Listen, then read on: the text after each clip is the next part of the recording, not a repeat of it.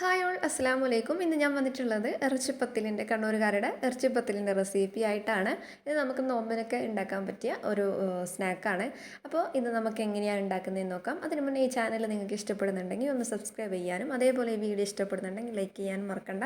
നമുക്കിതെങ്ങനെയാണ് ഉണ്ടാക്കുന്നതെന്ന് നോക്കാം. അതിന് വേണ്ടിയിട്ട് നമ്മൾ ആദ്യം തന്നെ ഇതിന് വേണ്ടിയിട്ടുള്ള മാവ് തയ്യാറാക്കി എടുക്കണം. അപ്പോൾ ഞാനൊരു ബൗളിലേക്ക് ഇതേപോലെ ഹാഫ് കപ്പ് മൈദയും ഹാഫ് കപ്പ് ആട്ടപ്പൊടിയും കൂടി ചേർത്ത് കൊടുക്കുന്നുണ്ട്. ഞാനിപ്പോൾ ഇത് സെയിം ആയിട്ടാണ് എടുക്കുന്നുള്ളത്. മൈദയും ഗോതമ്പ് പൊടിയും ഒരേ രീതിയിൽ തന്നെയാണ് എടുക്കുന്നുള്ളത്. നിങ്ങൾക്ക് വേണമെന്നുണ്ടെങ്കിൽ മൈദ കുറച്ച് കൂട്ടുകയോ ഗോതമ്പ് പൊടി കുറച്ച് കൂട്ടുകയോ ഒക്കെ ചെയ്യാം. അപ്പോൾ ഈ ഒരു രീതിയിൽ ചെയ്യുമ്പോഴാണ് എനിക്ക് കുറച്ചും കൂടി ടേസ്റ്റി ആയിട്ട് തോന്നിയിട്ടുള്ളത്. അപ്പോൾ ഒരേപോലെ ഹാഫ് കപ്പ് മൈദയും ഹാഫ് കപ്പ് ആട്ടപ്പൊടി ഇട്ടിട്ട് ആവശ്യത്തിന് ഉപ്പും കൂടി ചേർത്തിട്ട് നമ്മൾ ചപ്പാത്തിക്കൊക്കെ കുഴക്കുന്ന രീതിയിൽ നല്ല രീതിയിൽ തന്നെ കുഴച്ചെടുക്കുക. ഞാനിപ്പോൾ ഇതിന് കുഴക്കാൻ വേണ്ടിയിട്ട് എടുത്തിരുന്നത് നമ്മൾ ഹാഫ് കപ്പ് മൈദയും ഹാഫ് കപ്പ് ചപ്പാത്തിപ്പൊടിയുമാണ് എടുത്തിട്ടുള്ളത്. അത്ര തന്നെ ഹാഫ് കപ്പായിട്ട് മുഴുവൻ വേണ്ടി വന്നിട്ടില്ല.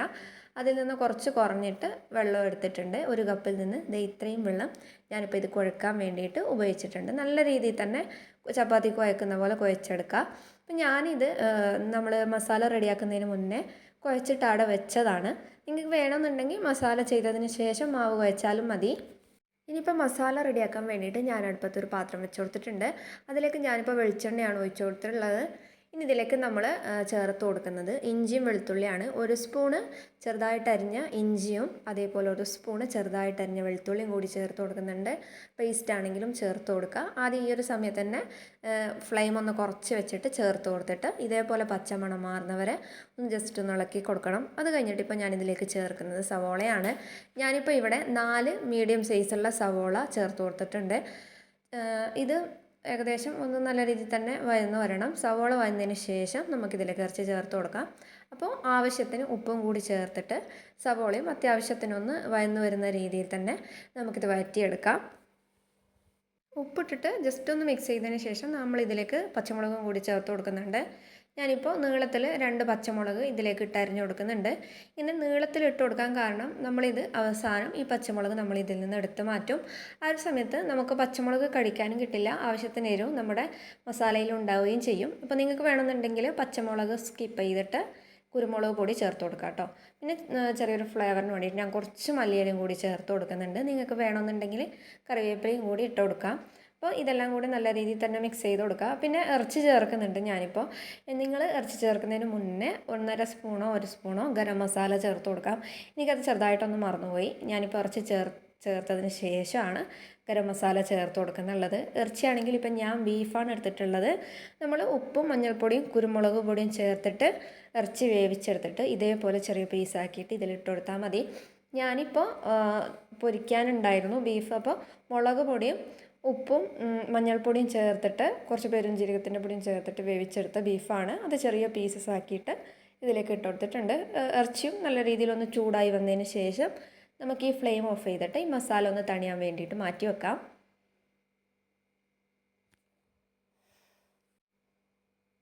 നമുക്കിത് ചിക്കൻ കൊണ്ടും പിന്നെ അതേപോലെ മുട്ട കൊണ്ടൊക്കെ ചെയ്തെടുക്കാം കേട്ടോ. അപ്പോൾ ഇനി ഞാനിപ്പോൾ മാവ് ഞാൻ നേരത്തെ കുഴച്ച് വെച്ച മാവ് ചെറുതായിട്ടൊന്ന് ലൂസായി വന്ന പോലെ തോന്നിയിട്ടുണ്ട്. അതുകൊണ്ട് തന്നെ ഞാനിതിലേക്ക് കുറച്ചും കൂടി പൊടി ചേർത്തിട്ട് ജസ്റ്റ് ഒന്ന് കുഴച്ചെടുക്കുന്നുണ്ട്. കുറച്ച് മൈദപ്പൊടിയും അതേപോലെ കുറച്ച് ആട്ടപ്പൊടിയും, നമ്മൾ രണ്ടും ഒരേ രീതിയിലാണല്ലോ എടുത്തിട്ടുള്ളത്. അതുകൊണ്ട് തന്നെ രണ്ടും കൂടി ചേർത്ത് കൊടുക്കുന്നുണ്ട്. ജസ്റ്റ് ഒന്ന് ടൈറ്റ് ആകുന്നവരെ ഒന്ന് കുഴച്ച് കൊടുക്കലാണ്. നമ്മൾ ജസ്റ്റ് ഒന്ന് കയ്യിൽ മിക്സ് ചെയ്തതിന് ശേഷം നമ്മുടെ കൗണ്ടർ ടോപ്പിലിട്ടിട്ട് നല്ല പോലെ കൈ കൊണ്ട് കുഴച്ചെടുക്കണം. എന്നാൽ നല്ലൊരു സോഫ്റ്റ് കിട്ടും നമ്മുടെ മാവിന്. എന്തിനായാലും ചപ്പാത്തിക്കായാലും ഇതേപോലെ ഏത് മാവ് തയ്യാറാക്കുമ്പോഴും അങ്ങനെ ചെയ്താൽ നല്ല സോഫ്റ്റ് ആയിരിക്കും. അപ്പോൾ ഇതേപോലെ തന്നെ ഞാൻ നല്ല രീതിയിൽ കുഴച്ചെടുത്തിട്ടുണ്ട്. ഇനി നമുക്കിത് ബോൾസ് ആക്കിയിട്ട് പരത്തിയെടുക്കണം. അപ്പോൾ ഇതേപോലെ ഞാൻ അത്യാവശ്യം നമ്മൾ പൂരിക്കൊക്കെ ഒരു വലിയ പൂരി ഉണ്ടാക്കുമ്പോഴുള്ള ആ ഒരു വലുപ്പത്തിലാണ് ഞാനിപ്പോൾ ബോൾസ് ആക്കി എടുത്തിട്ടുള്ളത്. നമ്മൾ എത്രക്കുള്ള ബോൾസ് ആക്കുന്നോ അതിനനുസരിച്ചിട്ടുള്ള വലുപ്പത്തിലായിരിക്കും നമുക്ക് ഇറച്ചിപ്പത്തിൽ കിട്ടുക. അപ്പോൾ ഈ ഒരു ബോളിനെ നമ്മളിപ്പോൾ പരത്തി കഴിഞ്ഞിട്ട് അതിനെ 2 ഭാഗങ്ങളാക്കിയിട്ട് മാറ്റും. അപ്പോൾ ഒരു ബോളിൽ 2 ഇറച്ചിപ്പത്തിൽ എന്ന രീതിയിലാണ് നമുക്ക് കിട്ടുക. അപ്പോൾ ഞാനിപ്പോൾ ഇതേപോലെ ഇവിടെ 8 ബോൾസ് ആക്കി എടുത്തിട്ടുണ്ട്. പിന്നെ ഒരു കുഞ്ഞു ബോൾസും കൂടിയുണ്ട്. അപ്പോൾ ഇനി ഇത് പരത്തിയെടുക്കലാണ്. നമ്മൾ പൊടി ചേർത്തിട്ട് തന്നെ മൈദയോ ഗോതമ്പ് പൊടിയോ, ഞാനിപ്പോൾ ഗോതമ്പ് പൊടി ചേർത്തിട്ടാണ് ഇത് പരത്തിയെടുത്തിട്ടുള്ളത്. നല്ല തിന്നായിട്ട് തന്നെ പരത്തിയെടുക്കുക. റൗണ്ട് ഷേപ്പിലായിട്ട് വേണം പരത്തിയെടുക്കാൻ. അത്യാവശ്യം നല്ല റൗണ്ട് ഷേപ്പിൽ തന്നെ പരത്തിയെടുക്കാൻ വേണ്ടിയിട്ട് ശ്രദ്ധിക്കുക. എന്നിട്ട് അതിനെ നമ്മൾ രണ്ടായി മുറിക്കണം. അപ്പോൾ നമുക്ക് രണ്ട് ഭാഗങ്ങളായി കിട്ടുമ്പോൾ അതിൽ നിന്ന് ഒരു ഭാഗത്തിൻ്റെ ഒരു സൈഡിലായിട്ട് മസാല വെച്ച് കൊടുക്കണം. അപ്പോൾ ഇതേപോലെ ഞാൻ നിങ്ങൾക്ക് കാണിക്കാൻ വേണ്ടിയിട്ട് മെല്ലെ മുറിച്ചതുകൊണ്ടാണ് ഇതേപോലെ മുറിക്കുന്ന സമയത്ത് ഈ ഒരു രീതിയിൽ കിട്ടിയിട്ടുള്ളത്. നമ്മൾ കത്തി വെച്ചിട്ട് സ്പീഡിൽ അങ്ങ് മുറിച്ചാൽ മതി. അപ്പോൾ ഇതുപോലെ ഈ ഒരു സൈഡ് കാണുമ്പോൾ ജസ്റ്റ് ഒന്ന് പിഞ്ഞിയതുപോലെ കാണുന്നില്ല, അതാണിപ്പോൾ ഞാൻ പറഞ്ഞത്. അത് ഞാൻ ക്യാമറയ്ക്ക് വേണ്ടിയിട്ട് ചെറുതായിട്ട് മെല്ലെ വരഞ്ഞതുകൊണ്ടാണ്. നമ്മൾ സ്പീഡിൽ അങ്ങ് ചെയ്താൽ ഈ ഒരു പ്രശ്നം വരില്ല. അപ്പോൾ ഇതേപോലെ ഒരു സൈഡിൽ മസാല വെച്ചിട്ട് ഇതിൻ്റെ സൈഡെല്ലാം നമ്മുടെ കൈ കൊണ്ട് തന്നെ പ്രസ് ചെയ്ത് കൊടുക്കണം. ഇതേപോലെ നല്ല രീതിയിൽ തന്നെ പ്രസ് ചെയ്ത് കൊടുത്തിട്ട് ഒട്ടിച്ചെടുക്കുക. പിന്നെ നിങ്ങൾക്ക് പിരിക്കാനൊക്കെ അറിയുന്നവരാണെങ്കിൽ പിരിച്ചിട്ടാലും നല്ല കാണാൻ വേണ്ടിയിട്ട് നല്ല രസമായിരിക്കും. ഇപ്പോൾ എനിക്കറിയാത്തതുകൊണ്ട് ഞാനിത് ഒട്ടിച്ചെടുക്കലാണ്. ഇങ്ങനെ തന്നെയാണ് ചെയ്തെടുക്കുക. അതിൻ്റെ രണ്ട് സൈഡും ഇതേപോലെ നല്ല രീതിയിൽ പ്രസ് ചെയ്ത് കൊടുക്കും. അപ്പോൾ ടേസ്റ്റിന് വ്യത്യാസമൊന്നുമില്ല, കാണാൻ മാത്രം പിരിച്ചാലും നല്ല രസമാണ് കാണാൻ വേണ്ടിയിട്ട്. അപ്പോൾ ഇതേപോലെ ചെയ്തെടുത്തിട്ടുണ്ട്. മാവ് കുഴക്കുന്ന സമയത്താണെങ്കിലും നല്ല ടൈറ്റായിട്ട് തന്നെ കുഴക്കാൻ വേണ്ടിയിട്ട് ശ്രദ്ധിക്കണം കേട്ടോ. അപ്പോൾ നമ്മൾ ഇതേപോലെ ഒരു ബോളിൽ രണ്ട് ഭാഗങ്ങളാക്കുമ്പോൾ രണ്ട് ഇറച്ചിപ്പത്തിലാണ് കിട്ടുന്നത്.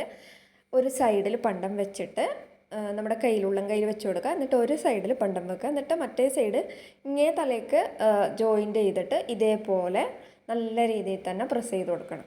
അപ്പോൾ നിങ്ങൾക്ക് മനസ്സിലായെന്ന് വിചാരിക്കുന്നു. എന്തെങ്കിലും ഡൗട്ട് ഉണ്ടെങ്കിൽ നിങ്ങൾക്ക് കമൻറ്റിൽ ചോദിക്കാം കേട്ടോ. അപ്പോൾ ഇതേപോലെ തന്നെ എല്ലാം ചെയ്തെടുക്കുന്നുണ്ട്. ഇപ്പോൾ നമ്മളിത് ചെയ്തതിന് ശേഷം ഒരു പേപ്പറിൽ, ന്യൂസ് പേപ്പറിലോ ടിഷ്യൂ പേപ്പറൊക്കെ ആകുമ്പോൾ കുറേ വേണ്ടി വരും. അപ്പോൾ ന്യൂസ് പേപ്പറിലോട്ടോ ഇട്ട് കൊടുത്താലേ ഒട്ടിപ്പിടിക്കില്ല. അപ്പോൾ ഞാൻ ഇതേപോലെ ന്യൂസ് പേപ്പറിൽ ഇട്ട് കൊടുത്തിട്ടുണ്ട്. ഇനി ഇത് പൊരിക്കാൻ വേണ്ടിയിട്ട് അടുപ്പത്ത് എണ്ണ വെച്ച് കൊടുത്തിട്ടുണ്ട്. ഞാനിപ്പോൾ സൺഫ്ലവർ ഓയിലാണ് ഇത് പൊരിച്ചെടുക്കുന്നുള്ളത്. പിന്നെ ഞാനിപ്പോൾ ഇത് 2 പേർക്ക് കഴിക്കാനുള്ളത് മാത്രമാണ് ഇപ്പോൾ ഉണ്ടാക്കിയിട്ടുള്ളത്. നമ്മൾ 2 പേരേ ഉള്ളൂ. അപ്പോൾ 2 പേർക്ക് കഴിക്കാൻ വേണ്ടിയിട്ടുള്ള ഇറച്ചിപ്പത്തിലാണ് ഉണ്ടാക്കിയിട്ടുള്ളത്. നിങ്ങൾ കുറേ പേരൊക്കെ ഉണ്ടെങ്കിൽ മൈദ മാവ് എടുക്കുമ്പോൾ പൊടികളുടെ അളവൊക്കെ കൂട്ടിയെടുക്കുക. അപ്പോൾ ഇതേപോലെ പൂരി ഉണ്ടാക്കുന്ന പോലെ തന്നെയാണ്. ഒരു സൈഡ് നല്ല രീതിയിൽ മുരിഞ്ഞതിന് ശേഷം മറ്റേ സൈഡിലേക്ക് മറിച്ചിട്ട് കൊടുത്തിട്ട് 2 സൈഡും മുരിഞ്ഞ് കഴിഞ്ഞാൽ നമുക്കിത് കോരിയെടുക്കാം.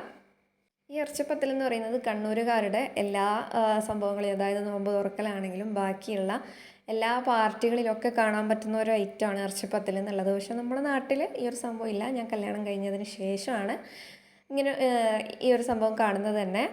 അപ്പോൾ എന്തായാലും നിങ്ങൾക്ക് വീഡിയോ ഇഷ്ടപ്പെട്ടെന്ന് കരുതുന്നു. ഇതേപോലെ എല്ലാം കൂടി ഉണ്ടാക്കിയെടുത്തിട്ടുണ്ട്. അപ്പോൾ വീണ്ടും നല്ലൊരു വീഡിയോ ആയിട്ട് വരാം. അതുവരെ എല്ലാവർക്കും ബായ്, അസ്സലാമു അലൈക്കും.